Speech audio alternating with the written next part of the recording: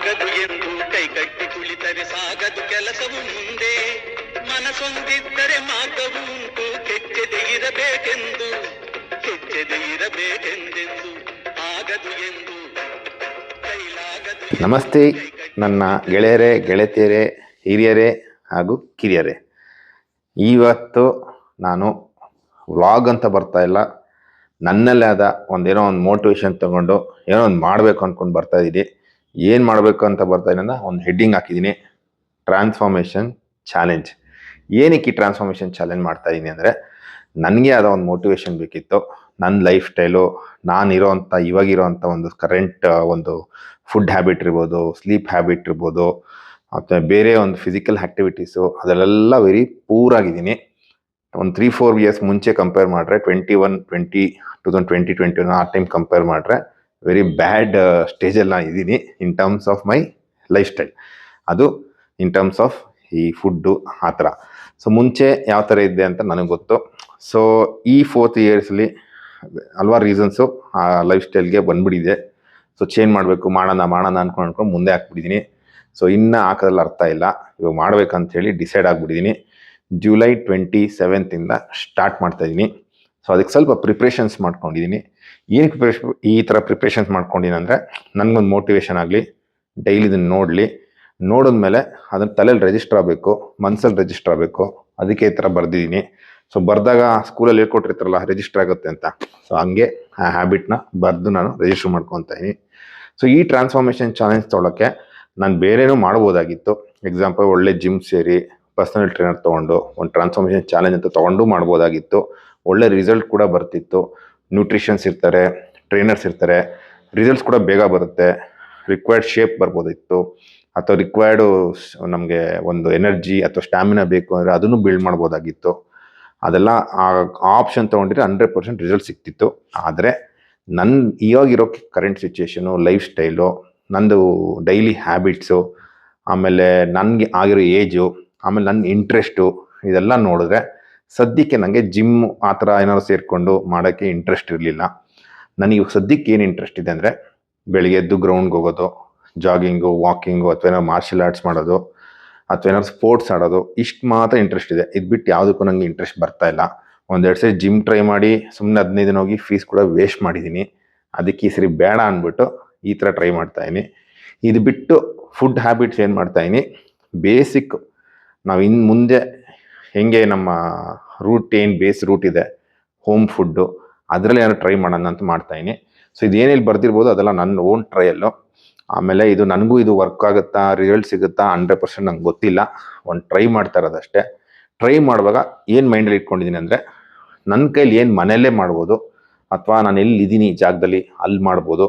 So ನಾನು touring ಹೋಗ್ತಾ ಇರ್ತೀನಿ, ಬೈಕ್ ರೈಡ್ ಹೋಗ್ತಾ ಇರ್ತೀನಿ, ಆಮೇಲೆ ಟ್ರಿಪ್ಸ್ ಎಲ್ಲ ಹೋಗ್ತಾ ಇರ್ತೀವಿ. ಸೊ ಅಲ್ಲಿ ಹೋದಾಗಲೂ ನನಗೆ ಇದೆಲ್ಲ ಅವೈಲಬಿಲಿಟಿ ಇರಬೇಕು. ಸೊ ಆ ಥರ ಥಿಂಕ್ ಮಾಡಿಕೊಂಡು ಈ ಕಾನ್ಸೆಪ್ಟ್ ಜೊತೆ ಬರ್ತಾಯಿದ್ದೀನಿ. Transformation challenge, simple transformation challenge. Result ಸಿಗುತ್ತಾ ಇಲ್ಲ ನಂಗೆ ಗೊತ್ತಿಲ್ಲ, ನಾನು ಪ್ರೂವ್ ಮಾಡಬೇಕು ಇದನ್ನು, ನೋಡೋಣ. ಸೊ ಬಂದ್ಬಿಡಿ ಟಾಪಿಕ್ ಬಂದ್ಬಿಡೋಣ. ಸಿಂಪಲಾಗಿ ಡೂಸ್ ಅಂತ ಬರ್ದೀನಿ. ಫಸ್ಟ್ ಡೋಂಟ್ಸ್ನ ಎಕ್ಸ್ಪ್ಲೇನ್ ಮಾಡಿಬಿಡ್ತೀನಿ. ಪಾಯಿಂಟ್ ನಂಬರ್ 1, ನಾನು ಏನೇನು ಮಾಡಬಾರ್ದು ಅನ್ನೋದನ್ನ ಇಲ್ಲಿ ಬರ್ಕೊಂಡಿದ್ದೀನಿ ಸಿಂಪಲಾಗಿ.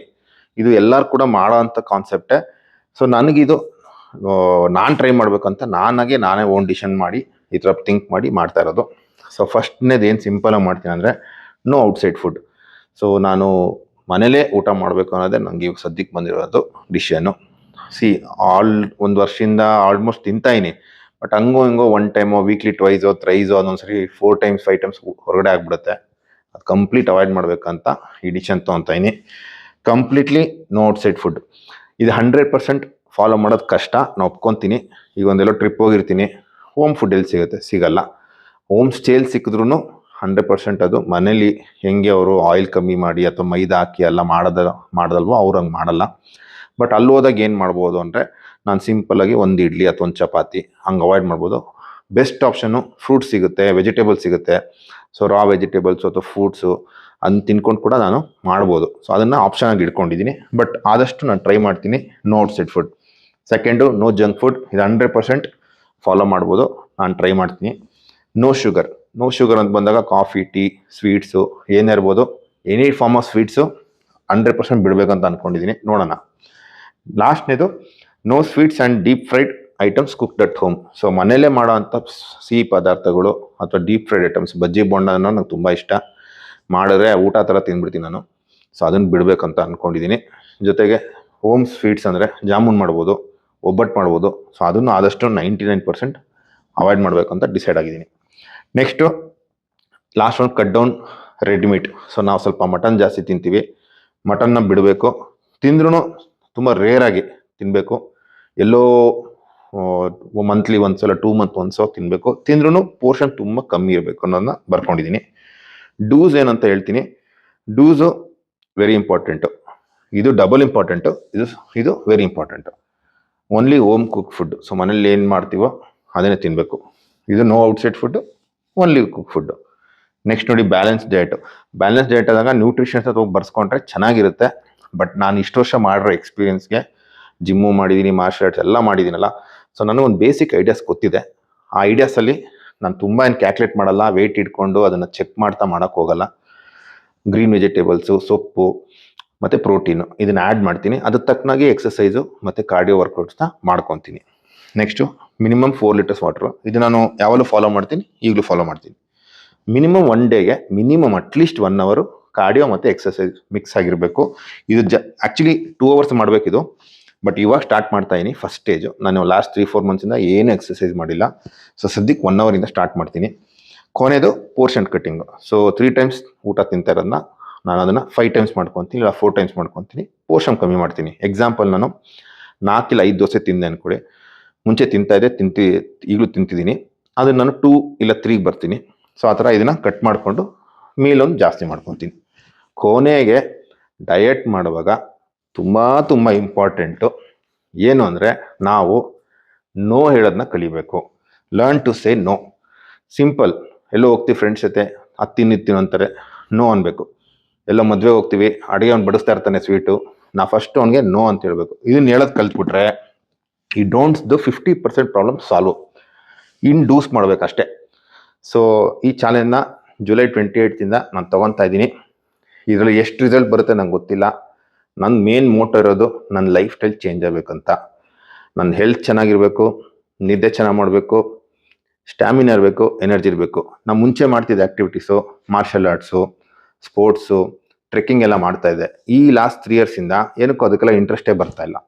ಹಾಗಾಗಿ ತಿರ್ಗಾ ಅದನ್ನು ರೀಕ್ಯಾಪ್ಚರ್ ಮಾಡೋದು ಬೇಡ, ರೀಯೂಸ್ ಮಾಡಬೇಕು ಅಂತ ಹೇಳ್ಬಿಟ್ಟು ಇದು ಡಿಸಿಷನ್ ಬಂದಿದ್ದೀನಿ.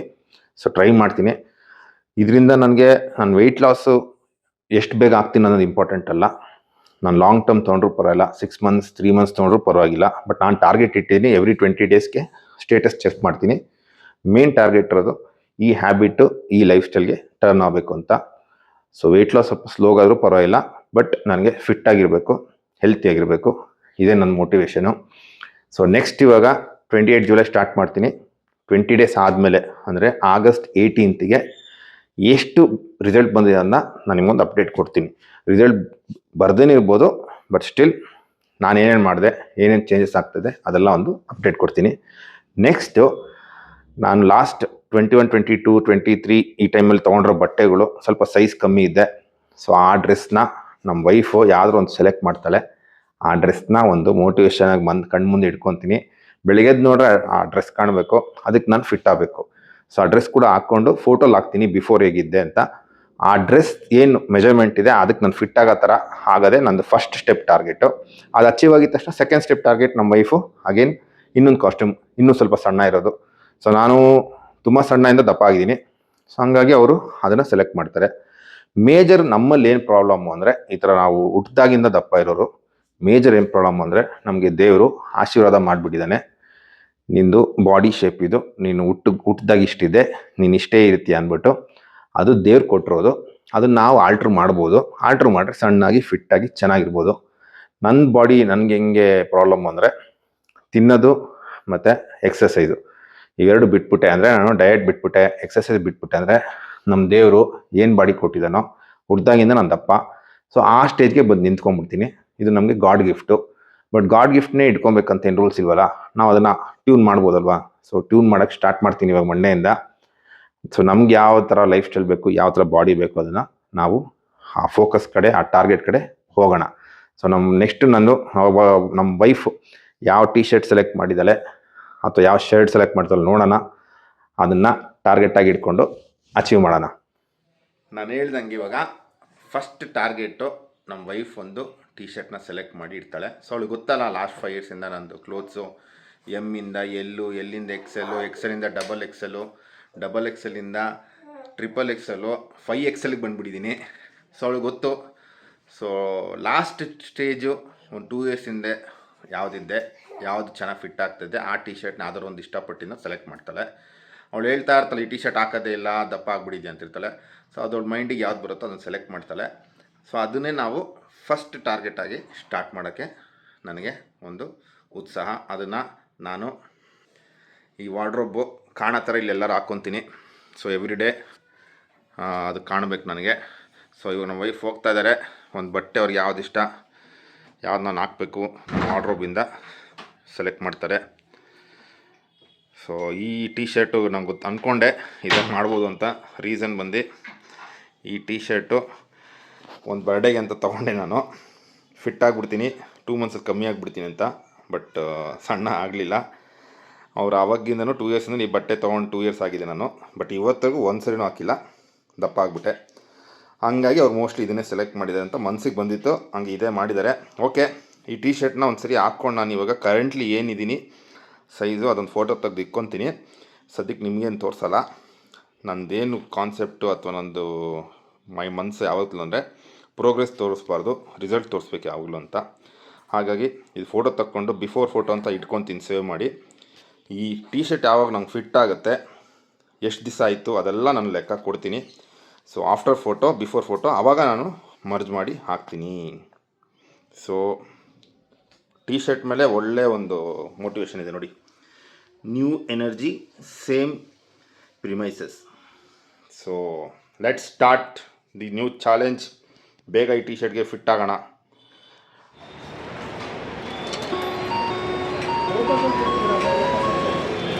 $118 $300. ಈಗ ವೆಯ್ಟ್ ಚೆಕ್ ಮಾಡ್ಕೊಂಬಂದೆ. ಸೊ 118 kg ಇದ್ದೀನಿ ನಾನು. ಲೀಸ್ಟ್ ವೆಯ್ಟ್ ಅಂದರೆ ನನಗೆ ಜ್ಞಾಪಕ ಇರೋದು 78ವರೆಗೂ ಇದ್ದೆ ನಾನು. 78, 80, 82, ಆ್ಯಾವ್ರೇಜು 90, 92 ಇದ್ದೆ. ಸೊ ಇವತ್ತಿಗೆ 118 ಇದ್ದೀನಿ. ಸೊ ಸದ್ಯಕ್ಕೆ ಫಸ್ಟ್ 40 ಡೇಸು ನಾನೇನು ಪ್ಲ್ಯಾನ್ ಮಾಡಿದ್ದೀನಿ ಅದನ್ನು ಸ್ಟಾರ್ಟ್ ಮಾಡ್ತೀನಿ. ನೋಡೋಣ ಫಸ್ಟ್ 20 ಡೇಸ್ ಸ್ಟೇಜ್ 1, ಸ್ಟೇಜ್ 2 ಎಷ್ಟೆಷ್ಟು ಕಮ್ಮಿ ಆಗುತ್ತೆ ನೋಡೋಣ. ಈ ಸ್ಟೇಜ್ 1, ಸ್ಟೇಜ್ 2 40 ಡೇಸ್ ಆದಮೇಲೂ ಏನೂ ಚೇಂಜಸ್ ಬಂದಿಲ್ಲ ಅಂದರೆ ಆ ಪ್ಲ್ಯಾನ್ಸ್ನ ನಾನೇನು ಮಾಡಿದ್ದೀನಿ ಅದನ್ನು ಚೇಂಜಸ್ ಮಾಡ್ಕೊತೀನಿ. ಸೊ ಅಲ್ಲಿವರೆಗೂ ಸದ್ಯಕ್ಕೆ ಸಿಂಪಲ್ಲಾಗಿ ಏನು ಪ್ಲ್ಯಾನ್ ಮಾಡಿದ್ದೀನಿ ಅದನ್ನು ಸ್ಟಾರ್ಟ್ ಮಾಡೋಣ. ಸೊ ನನಗೆ ಕಾನ್ಫಿಡೆಂಟ್ ಇದೆ ಒಂದು ಬೆಸ್ಟ್ ರಿಸಲ್ಟ್ ಸಿಗುತ್ತೆ ಅಂತ. ಸೊ ರಿಸಲ್ಟ್ಸ್ ಯಾವತ್ತಿದ್ರು ರೆಕಾರ್ಡ್ಸಲ್ಲೇ ಗೊತ್ತಾಗೋದು. ನೋಡೋಣ. ಸೊ ನಾ ಸೆಲೆಕ್ಟ್ ಮಾಡಿರೋ ಬಟ್ಟೆ ಆಗಿರ್ಬೋದು, ವೆಯ್ಟಲ್ಲಾಗಿರ್ಬೋದು, ಎರಡರಲ್ಲಿ ಒಂದು ಚೇಂಜಸ್ ಬಂದ್ರೇ ಅದು ರಿಸಲ್ಟು. ಸೊ ನೋಡೋಣ. ಎವ್ರಿ 20 ಡೇಸ್ಗೆ ಒಂದು ಅಪ್ಡೇಟ್ ಕೊಡ್ತೀನಿ. ಸೊ ಇವತ್ತಿಂದ ಸ್ಟಾರ್ಟ್. ಎಲ್ಲರೂ ಮಸ್ತ್ ಮಜಾ ಮಾಡಿ ಹೆಲ್ತ್ನ ಚೆನ್ನಾಗಿ ನೋಡ್ಕೊಳ್ಳಿ ಅಂತ ಹೇಳ್ತಾ ಈ ಒಂದು ವಿಡಿಯೋನ ಇವತ್ತಿಗೆ ಮುಗಿಸ್ತಾ ಇದ್ದೀನಿ. August 18th ನೆಕ್ಸ್ಟ್ ವಿಡಿಯೋ ಅಲ್ಲಿವರೆಗೂ ಎಲ್ಲರೂ ಟೇಕ್ ಕೇರ್, ಬಾಯ್, ಮಸ್ತ್ ಮಜಾ ಮಾಡಿ. ಕೆಚ್ಚದೆ ಇರಬೇಕೆಂದು